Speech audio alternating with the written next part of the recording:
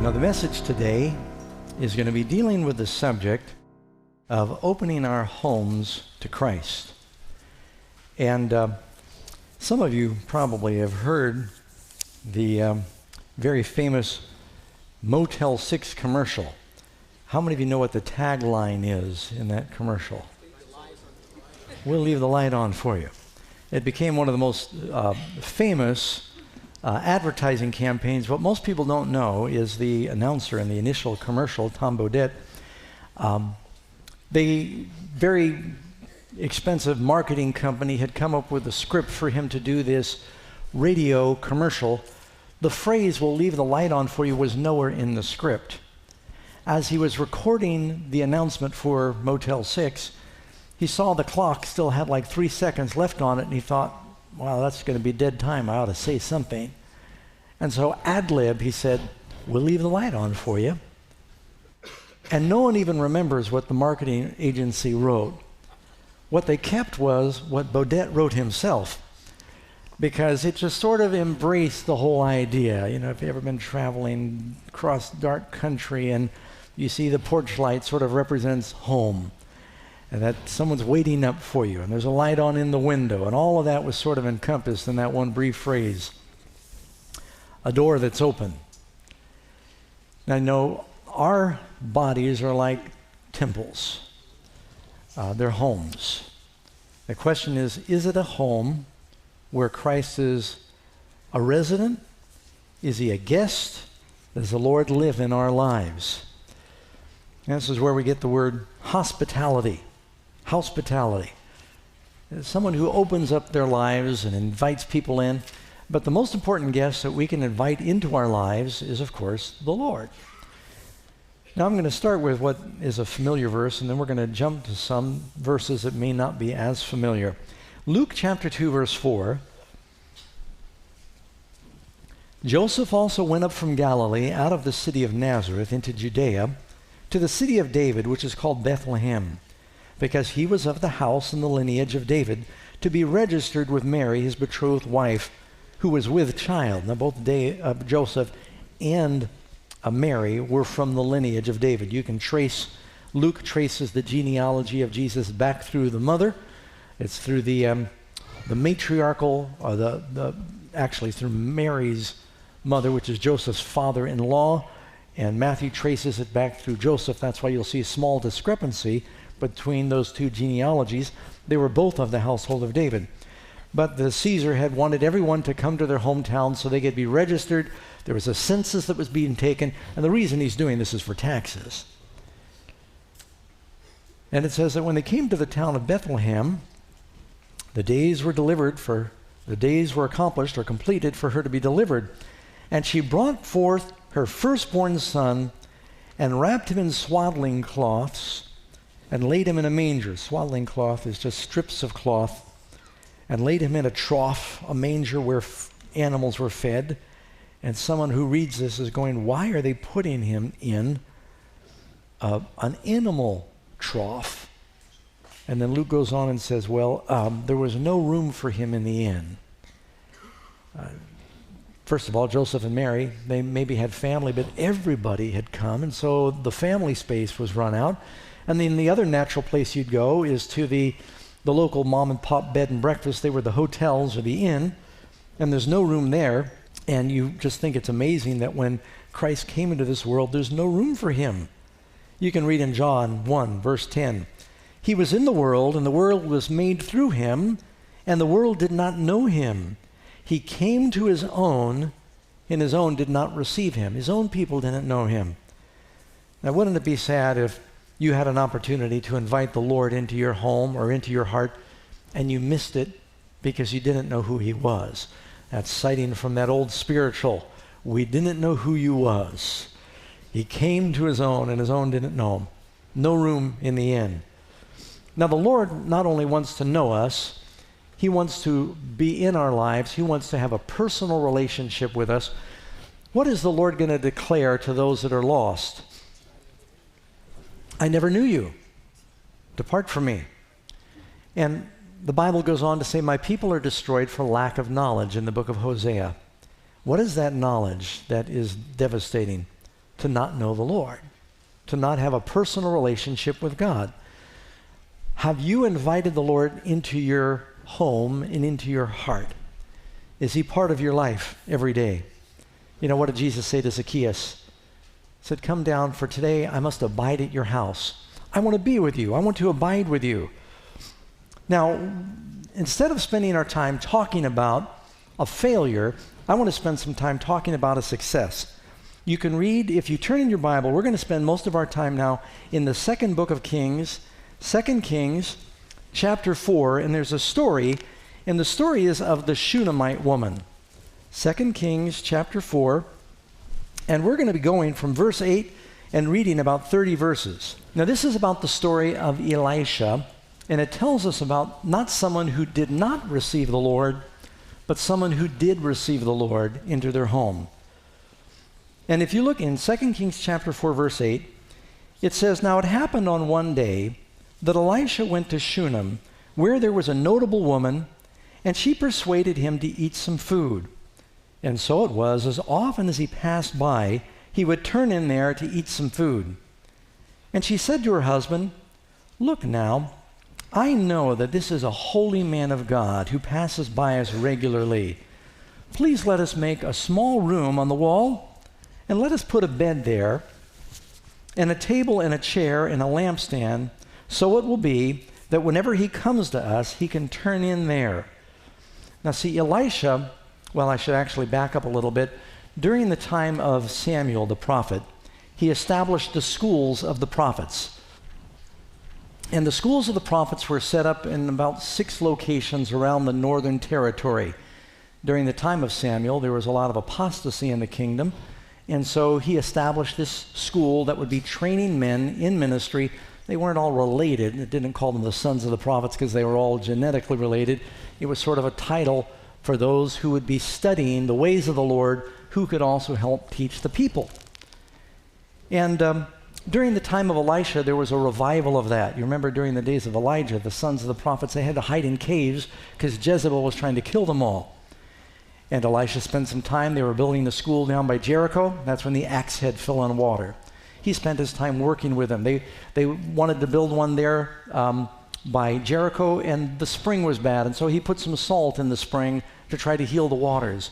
And so he spent quite a bit of time raising up these places where there were the disciples. And so Elisha went in a circuit on a regular basis, teaching, encouraging the people, trying to fortify the revival that really started during the time of Elijah. So this woman who's a Shunammite, the Shunamites were not Israelites. They were from another tribe. They were actually leftovers from the Canaanite people. And she sees that he's a man of God. You know, Elijah did a lot of miracles. And they knew that he had the power of God. I mean, he hits the water and it parts. He heals the waters. Axe head floats. Oil multiplies for this lady. Elisha ends up doing twice the miracles of Elijah. Gets a double portion of his spirit. And she says to her husband, you know, he stops by, and I know he's a man of God, and we want to do something for him, so we feed him. And I can tell that there's just this, he knows the Lord. There's an attraction, there's a connection with God that he has.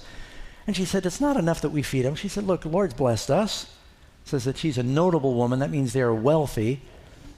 Let's make a place for him so that he can be a guest here. Whenever he comes by, he is going to see this as a home away from home. Sort of something like what Mary and Martha did for Jesus.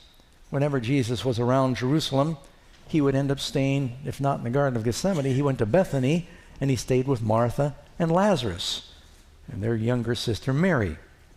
So they said, we want to make a place for him here. We want to make him comfortable. Now the Shunamites, they were not Israelites. They spoke a different language. You'll notice through the story that Elisha does not speak to her directly because they don't speak the same language. He keeps speaking to her through Gehazi, his servant, who evidently spoke some of the language of Shunem. Now, does anyone know who are some other Shunamites in the Bible? Can you name some? Abishag, this pretty young virgin that was found when David was old. He had congestive heart failure and he was shaken all the time. And they put blankets and he couldn't get warm. So they searched the land. They found some beautiful young virgins that had good circulation. And they had one of them become a wife of David, and she would basically snuggle him to keep him warm because they didn't have electric blankets back then. So he had to get a living blanket. And they said one of the most beautiful girls was Abishag. Now there's a rumor. You ever read the Song of Solomon?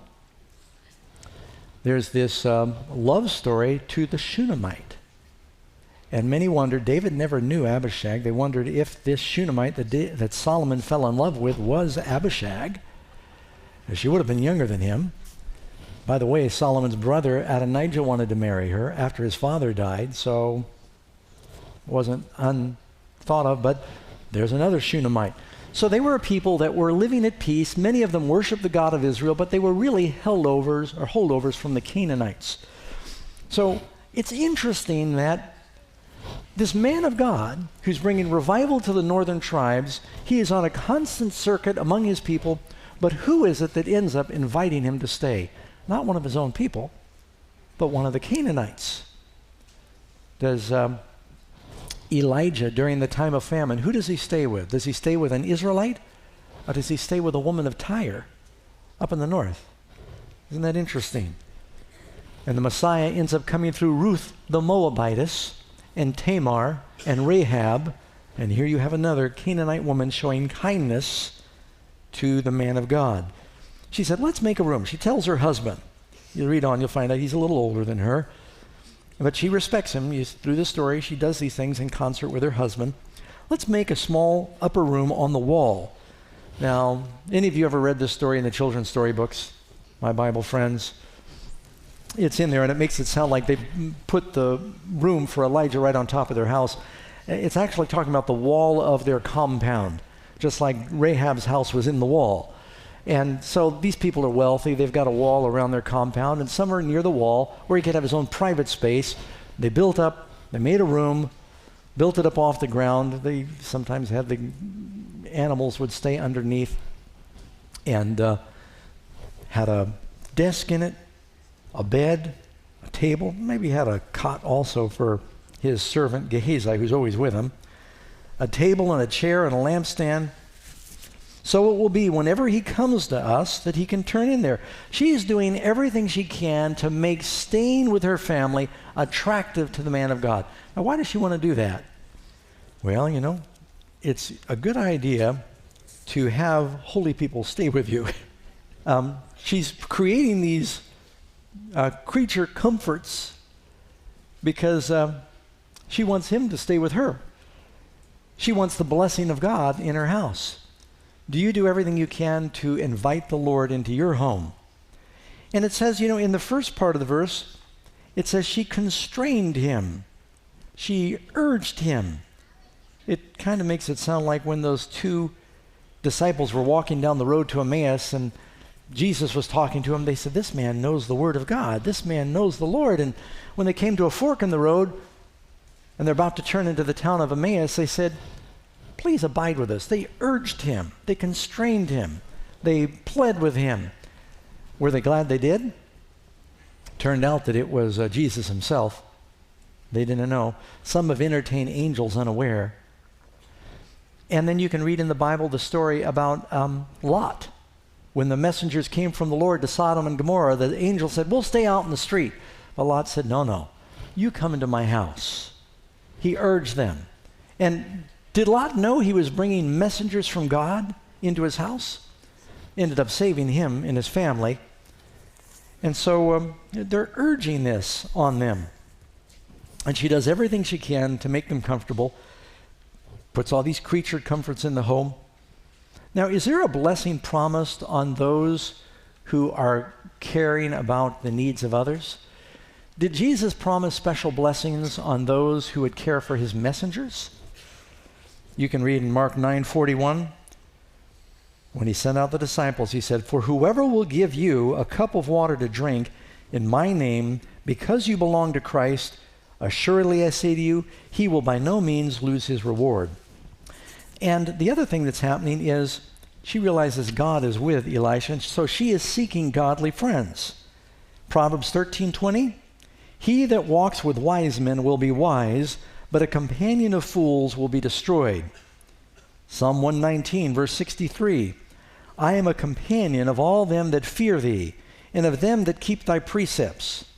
2 Corinthians 6:14, do not be unequally yoked together with unbelievers, for what fellowship has righteousness with unrighteousness, and what communion has light with darkness? And so she goes to all this care, and one day, Elisha is going through the circuit of the land, and all of a sudden, he comes back and he says, something's different about the Shunammite's house. He's talking to Gehazi. He says, what in the world? She's got this construction project going on. And they see him coming, and they run out to the gate, and they meet him. And she says, we're so glad you're here. Look, we want to show you something. They bring him up the stairs. They said, see this room, see the window, got a flower on the table there, got a lamp on the table. Okay, so you want to read some scrolls, get a bed, a few pieces of fruit in a bowl on the table. See this? This is your place. Whenever you come by here, this is your place. You know, it's kind of nice. When I was first pastoring in Covelo, I did several meetings in the Ukiah church. Have any of you been to the church in Ukiah, California? Across the street from the church, they got a caretaker's home. And in the caretaker's home, they have a guest home for whenever they have a guest speaker. And it was so nice because on several occasions, I got to stay at that house. And I knew the family there, and whenever I needed a place to stay, they said, this is your place. And because it was about 70 miles from Covelo, it was kind of nice to have just a little room for the prophet that was there. I'm just saying that tongue-in-cheek, of course. So they said they want you to be comfortable here. Mikasa sukasa. Now they had to say that through Gehazi. And so he's just overwhelmed by their kindness. And he says to Gehazi, he says, look, they're caring for us with all this care. This is too much. They've gone the second mile. That is so kind. It's not just that they feed us. They were feeding them whenever they traveled by. Now they're not only giving us food, they've made a room for us, our own place. Now, Elisha was a prophet that, he knew hardship. He traveled around with Elijah, and Elijah sometimes, he stayed out with the birds in caves and mountaintops, and it doesn't say that he had anything real fancy. So it's nice to get an upgrade like that. And this is not even coming from his own people. So he calls Gehazi, and he says, what can be done? If you look in your Bible here, I'm in chapter 4, and it says, when he came, verse 11, on one day he turned into the upper room and he lay down there. In the morning, he says to Gehazi, his servant, call this Shunammite woman, because he knew that she was behind it. She was the host. And when he had called her, she stood before him. And he said to him, Elisha says to Gehazi, because he's speaking through him, say now to her, look, you've been concerned for us with all of this care. What can I do for you? Do you want me to speak on your behalf to the king or the commander of the army, the general? Now you realize that Elisha had a lot of clout with the kingdom. When Elisha got old and he was dying, the king came to see him. He had a personal relationship. One time Elisha managed to single-handedly capture an entire army. Have you read that story? The general thought, I can't do what Elisha does. Elisha says a prayer, the whole enemy army struck blind, and he leads the whole enemy army into the city of Samaria. And so Elisha had the ear of the king, he had the ear of the general, and he said, are you being bothered by any of your neighbors? Or maybe there's some boundary dispute, or sometimes because you're a Canaanite and not an Israelite, they don't treat you right. Is there somebody what can I do for you? I'm not rich, but maybe I can talk to someone. I do have some connections. And he's saying, what can I do for you? You know what he's saying? You have invited me into your home. I want to answer your prayer. Pray. Ask me something. Now, when you invite Christ into your life, and you say, Lord, we want you to not just visit, we want you to dwell in our hearts, in our home. The Lord, will he do less for you? Or doesn't God say, ask? Up till now you've asked nothing in my name. Ask that your joy might be full. And so he's saying through Gehazi, what does she want? By the way, the Lord sometimes says to us through others. He speaks to us through others. What do you want? What can I do for you? And so she says, I live among my own people. We've got a big yard, and our relatives live around us. And she says, hey, we're okay. We have no disputes with any of our neighbors. Thank you. That's very nice. She's very graceful. She doesn't want to. She says, I didn't give you this because I wanted something. I gave you this because you're a man of God, and it just makes us feel good having you around. We know that you walk with God, and we love God, and we just want to bless you. And you do a lot of things, and you sacrifice for God. And so we're wanting to take care of you. And then Gehazi, he reads between the lines. And you go to verse 14, Elisha says, what is to be done for her? We've got to do something for her. And Gehazi says, actually, she has no son and her husband's old. Elisha, haven't you noticed that they're getting to be an older couple? There's no children. Now, the way this is written, it says no son, and that word in the original Hebrew means no male offspring. But it may mean that they had just no boy, which was very important in that culture, because the family, they often had big families and usually plenty of boys. Some of you remember in the story of the Exodus, there was a national crisis when this one man had 5 daughters and no sons. They weren't sure what to do. How do we pass on the inheritance? You remember that story? So it may mean that, but it sounds like from the context she had no children, and there would be no heir. And he says, call her. And so she calls. She comes and stands in the door. Now she's standing in the doorway.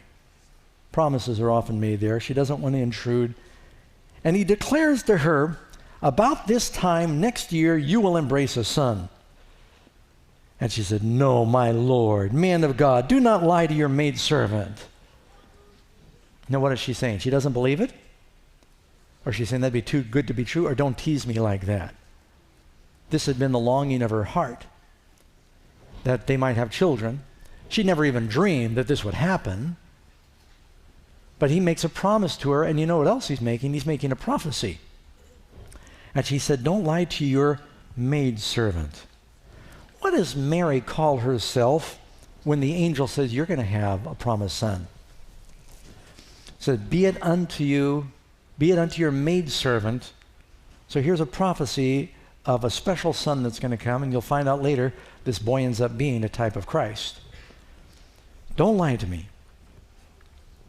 And the woman conceived. Verse 17, does God keep his promise? Now, I expect that she and her husband cooperated, but it says the woman conceived. I mean, even after God told Abraham, you're going to end up having a son, not with Hagar, you're going to have one with Sarah. God worked a miracle, but Abraham and Sarah cooperated with that miracle. The woman conceived and bore a son when the appointed time had come, of which Elisha had told her. So this is 1 year later. She has a boy. Now, she is so thrilled.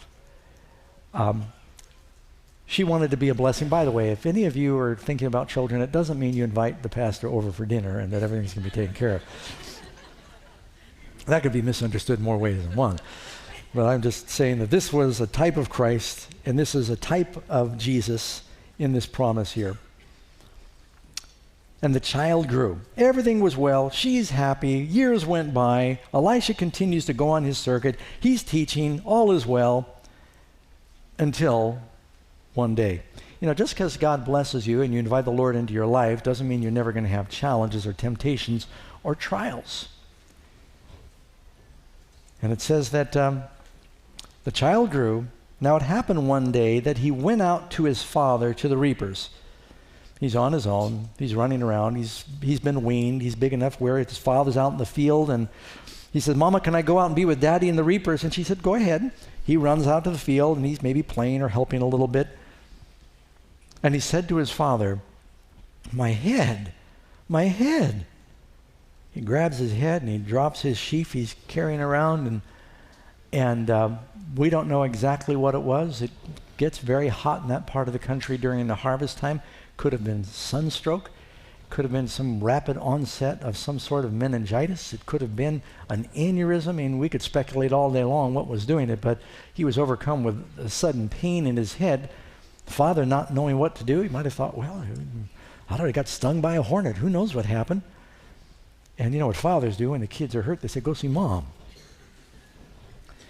And now, if he had broken a toy, Dad would say, I'd see if I can fix it. But when he's sick, he said, you go see your mother.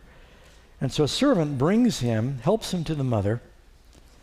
And when he had taken him and brought him to his mother, he sat on her knees. She's rocking him, trying to figure out what's wrong, maybe fanning his face and mopping his fever with a wet cloth or something. And he sits on her knees till noon, and then he dies. She watches her son die. Does Mary see Jesus die? She has his promised son. And you know what? When Mary brought Jesus to the temple, you know what Simon said to Mary? He said, a sword is going to pierce your own soul.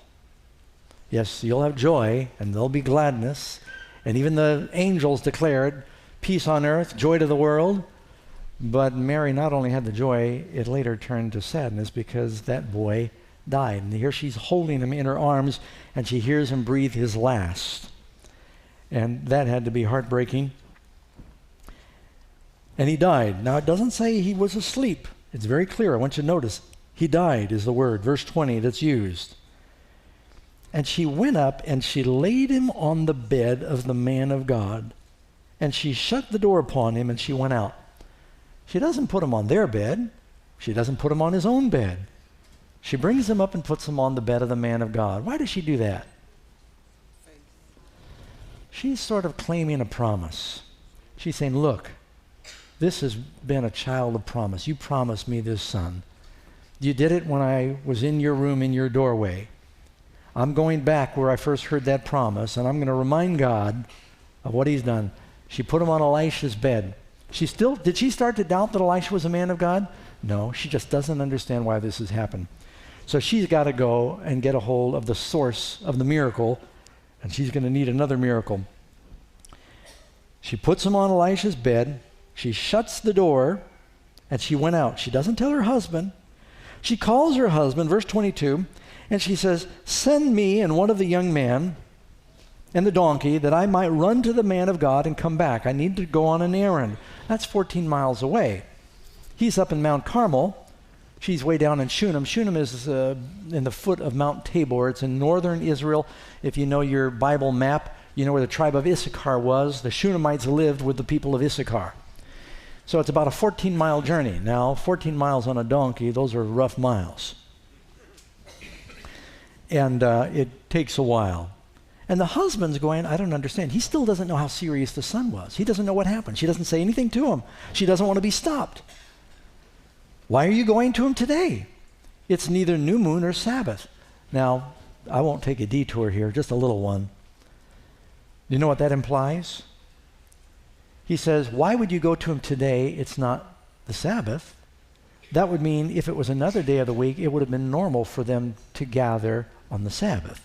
So were they still keeping the Sabbath during this time, even in the northern kingdom? It's very important. And you know who says this is a Shunammite, not an Israelite. So for those who wonder, was the Sabbath important still through this time period? They were keeping the Sabbath. She said, it's okay, don't worry. She doesn't explain it. She says, it is well. And you know what that word is, it is well? She says, shalom.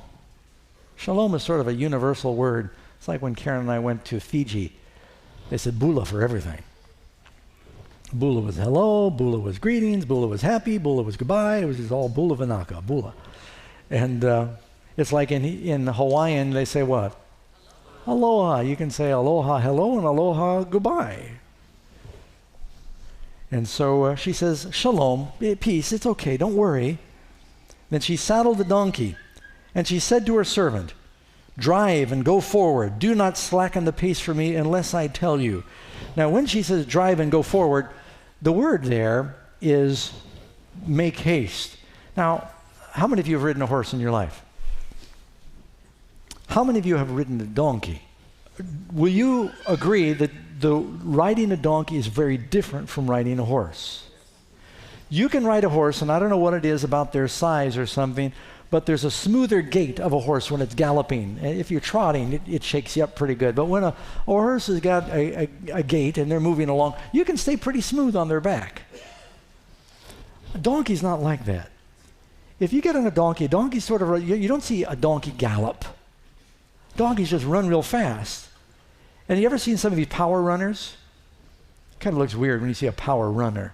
You know, if you want a person to run, you just break into a run. There's something smooth about it. But these people that are power walking, well, a donkey sort of power runs. And if you're on the back of a donkey and he's going fast, he's like, that's what it's like. And so she says to the servant, do not slacken the pace for me. He might be thinking, you're getting beaten to death. She says, I don't care. This is urgent. Go fast. Do not slow down unless I tell you. So she departed and she went to the man of God at Mount Carmel. And so it was, when the man of God saw her afar off. Does God see us afar off when we're coming to him? Did the Father see the prodigal son from afar when he's coming? Does the Lord see us if we draw near to him? He sees us when we're drawing near. And so from afar off, he says to Gehazi, look, that's the Shunammite woman. You know why he recognized her far off? Because he used to see her come for Sabbath. That's why her husband said, it's not Sabbath. Why are you going to the man of God? So she was a worshiper. Is that clear to everybody? He recognized her when she was coming, recognized her servant, recognized her donkey. And he said, look, the Shunammite woman. Please run now to meet her. So she's drawing near. He runs to meet her.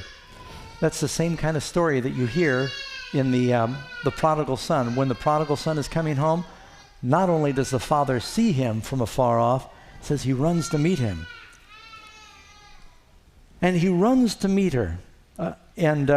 He says, check with her and ask her, is it well? Is it well with your husband? It's not the Sabbath or new moon. What are you doing here? Is it well with the child? You know what he's asking? He's saying, is it shalom? Is it shalom? And Gehazi gets there. He says, is all well? He's saying, is all shalom? And she answers, it is shalom. Now, why does she not tell Gehazi there's a problem? For one thing, I think she recognized that Gehazi didn't have the faith. You read the story of Gehazi further on, you'll know that too. Next chapter tells you that Gehazi was serving Elisha with ulterior motives. That's in chapter 5 in the story of Naaman. She thought, Gehazi is not the one I want. I need to go directly to Elisha. I need to get into his presence. She said, it's fine. And when she came into the man of God at the hill, she caught him by the feet. She lunges for his feet and she clings to his feet. But Gehazi, she thought, what's going on? He's like, he's not only the apprentice for Elisha, he's sort of the bodyguard. And he's wondering why she's grabbed him by the feet. Now, if you're going to hurt someone, you usually don't go for their feet. This is an act of pleading and worship. And she gets a hold of his feet and she hangs on to him. And Gehazi is going to thrust her away. But he says, let her alone. Her soul is in deep distress, and the Lord has hidden it from me and has not told me. So she said to the man of God, did I ask a son of my Lord? I didn't pray for a son. And I said, do not deceive me. Now, she hasn't said what happened, but right away Elisha knows that there's been something terrible that has happened to the boy. All he has to do is look at the mother's face and realize that she's lost her son. And Elisha says, the Lord has hidden this from me.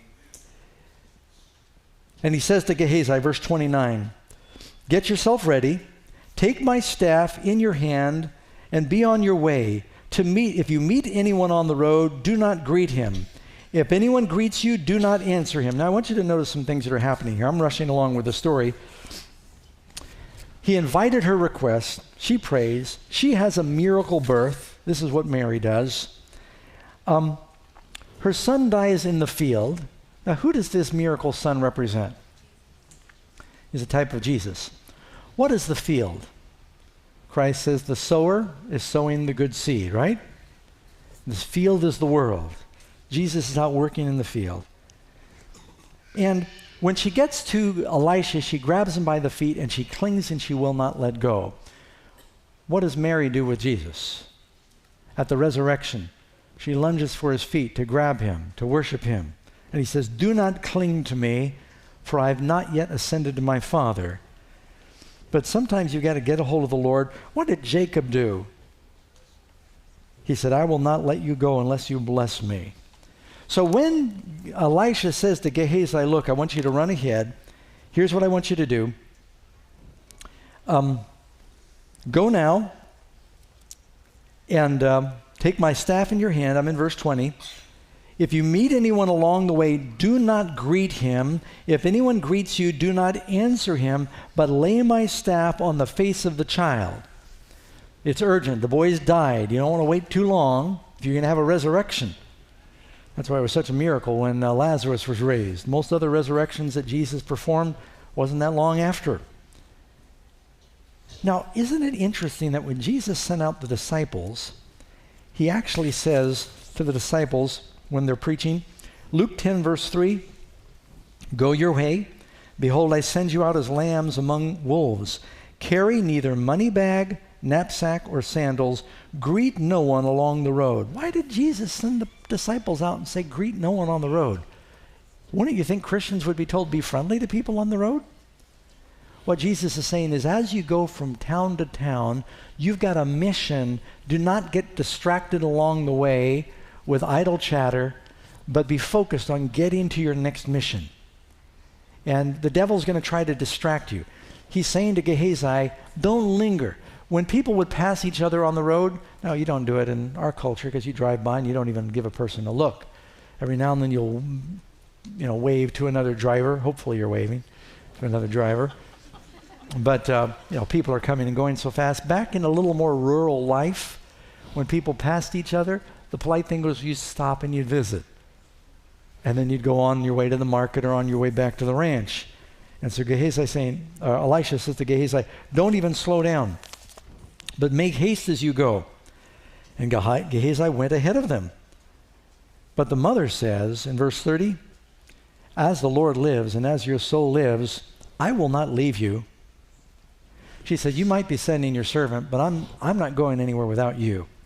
You're the one that promised me this child. I need you to come. And so he tells the Gehazi, he says, well, do what I've said. So Gehazi runs off ahead, and she and Elisha follow after. You can see that. She says, I will not leave you, and says, so he arose and followed her. Elisha said, I will go with you. Now Gehazi went on ahead of them. He's running on ahead. He's younger. And he comes to the ranch, and he goes upstairs into the room, and sure enough, there's the boy on the bed, stone cold, silent. And Gehazi takes the staff, and he lays it on the face of the child, pulls it off, nothing happens. Maybe he tries it a second or a third time. There's nothing. Therefore, he goes back, and now he meets Elisha and the Shunammite woman en route, and he says, the child is not awakened. What word did they use to refer to death? See, even back then, they referred to it as sleep. Now, why didn't Elisha tell him what to do with the staff? Why didn't it work? Did Jesus send out the disciples to cast out devils? Did it work most of the time? Can you think of at least one time it didn't work? They said to the Lord, why couldn't we cast the devil out of that boy? That's in Mark chapter 9. And Jesus said, this kind comes forth by nothing except prayer and fasting. This is a serious case. Now, it doesn't even happen for Elisha right away. And so this becomes a real spiritual battle. And Elisha came into the house where the child was, verse 32, lying dead on his bed. He shut the door behind the two of them being he and the boy, and he prayed to the Lord. And he went up and he laid on the child. And he probably couldn't do it all at once because he's a lot bigger than this little boy. And it says he put his mouth on his mouth. And in one commentary I read, it said he may have breathed into him, trying to inflate his lungs. They used to do that sometimes, even if a person drowned back then. He put his eyes on his eyes. He put his hand on his hands. And he stretched himself upon the child. And the flesh of the child became warm. Isn't it interesting that the Shunammite woman warmed David, and years later now you've got the prophet, the Israelite, warming the Shunammite boy. But he's not alive. And he returned and he walked back and forth in the house. He went back downstairs. He's pacing back and forth. What do you think he's doing? He's praying. You know what else I think he's thinking? Elisha remembered where Elijah raised a boy. God promised Elisha would have a double portion of Elijah's spirit. Elijah lived with a widow woman. who put him in an upper room. And her son died. Very similar. And she was not an Israelite. She was a Canaanite. And he had to pray and stretch himself upon the child several times, and then there was a resurrection. When the rain came for Elisha, did the answer come right away, or did he have to pray and pray? 7 times he prayed. And he went up and he stretched himself on the child again, like Elijah did. And he's praying, and he's claiming the promises of God. And you can only imagine, he's saying, Lord, you inspired me to tell this woman she would have a child. Like Abraham and Sarah had Isaac, a miracle has happened. You've got a plan for this child, and now he's been gone. Resurrect him. What's going to happen to your name? They're going to think you failed, Lord. I can just imagine all the things that Elisha was saying to the Lord. But he continues to pray. He intercedes. This answer doesn't come easy. What do you think the mother's doing downstairs? She's praying too. But finally, the child revives, and the first thing he does is he sneezes 7 times. Now, you might see somebody twitch their eyes. You say, did they move? Was there a flinch? But when someone sneezes, you ever tried to hide a sneeze? A sneeze is something that's full of life. It's something that is very aggressive. It's very animated. And when someone sneezes 7 times, it means, wow, I guess they're really alive. And it's another thing that's happening is when you sneeze, you breathe deeply and you kind of clear yourself out. Okay? Well, you don't even know what the problem was that caused this death, but 7's another number. It symbolizes that he is very alive. He's expelling. Jesus cast 7 devils out of Mary Magdalene. Do you know why they say Gesundheit when you sneeze? Because there was a belief that you had some germ or something in you, and your sneezing clears it out. And there's an element of truth to that. The sneezing is supposed to expel things that are not healthy for your sinuses, whether it be pollen or germs or whatever. So his sneezing 7 times is a sign of the evil being sent out, and he's healed, he's cleansed. And he opens his eyes. And he called Gehazi, and he says to him, go call this Shunammite woman. So he called her, and she came in to him. He said, pick up your son. Last time you set him on my bed, he was dead. Now he's alive. Receive your son. And she went in, and what does she do? Before she picks up her son, she falls at his feet again and bows to the ground. And then she picked up her son. She worships him. She picks up her son, and she went out. Now that's the story. This is a wonderful story that helps illustrate the promises of God in the Bible. Do you know that's not the last time the Shunammite appears in the Bible account? A few years later, Elisha the prophet comes to the Shunammite woman, and you read in 2 Kings 8, you have to jump ahead a few chapters. This is the same one. You know what's amazing about this woman? What's her name? It's never given. Just calls her the Shunammite woman. People were often named by their places. It's like Jesus was called Jesus of Nazareth. And this is this wealthy woman of Shunem. Don't you wish you knew what her name was? I think one reason her name's not getting is because she represents something. I'll get to that in just a minute. Elisha speaks, 2 Kings 8 verse 1, Elisha speaks to the woman whose son he had restored to life, saying, arise and go, you and your household, and stay wherever you can, for the Lord has called for a famine. Furthermore, it will come upon the land for 7 years. Was there another 7-year famine in the days of Joseph? Was there a famine in the days of Ruth? And Naomi and her household went to live somewhere else because there was a famine. And so he's preparing her in advance. Go live where you can, but there's going to be a famine in northern Israel. And you wonder if that was one of the famines that came because of the idolatry that is spoken of. So the woman arose. Was there a drought during the time of Elijah? How long was the drought during the time of Elijah? 3.5. How long is the famine during the time of Elisha? 7, which is 2 times 3.5. Interesting, huh? Elisha gets a double portion. Elisha gets twice as much famine. as Elijah had. So the woman arose and did according to the saying of the man of God. And she went with her household and dwelt in the land of the Philistines. That was down lower regions. They were able to water by hand down there for 7 years. And it came to pass at the end of 7 years, the woman returned to the land from the land of the Philistines, and she went to make an appeal to the king for her house and her land. Why is she doing this? Because while she was gone, the other neighbors moved in and they took over. They said, oh, there she's left.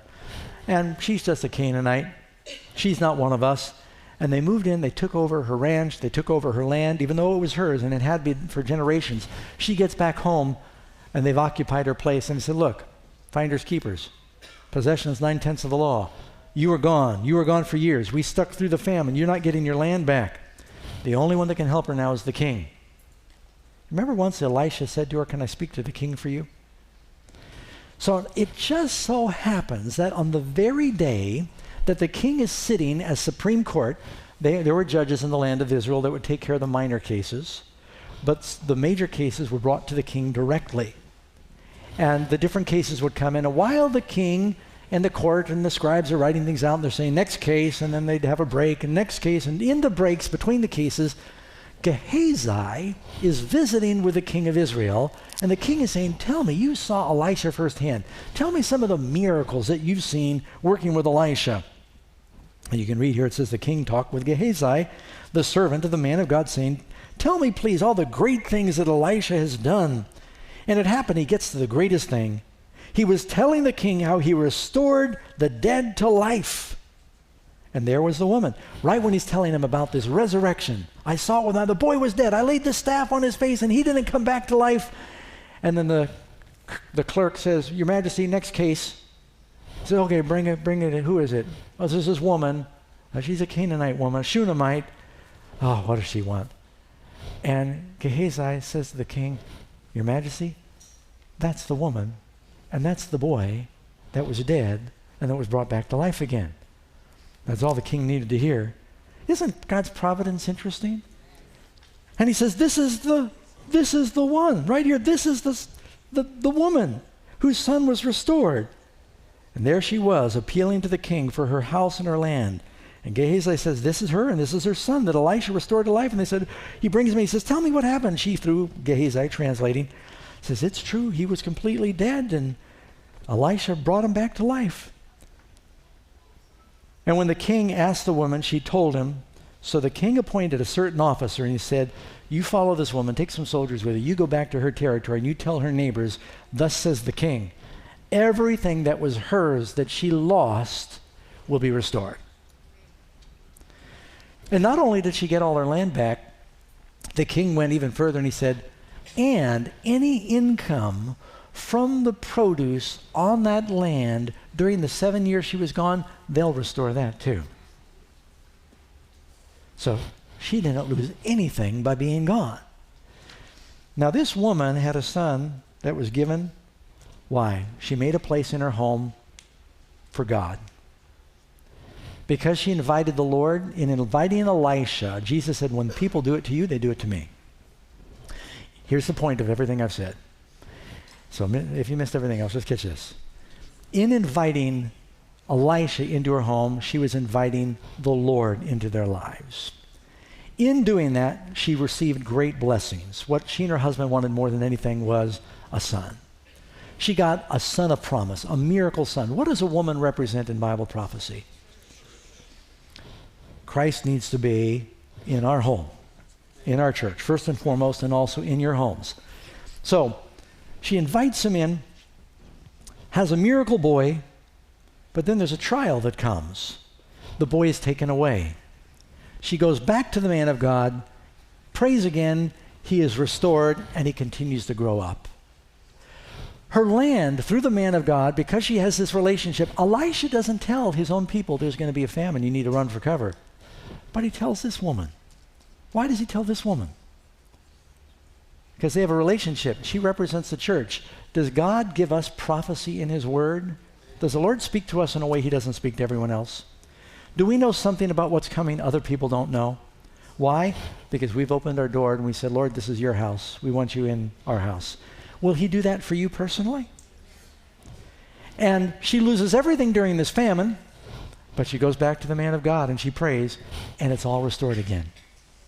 Because of her relationship with Elisha, the king gives everything back with the proceeds. This is a story of great restoration. It has to do with our inviting God into our lives.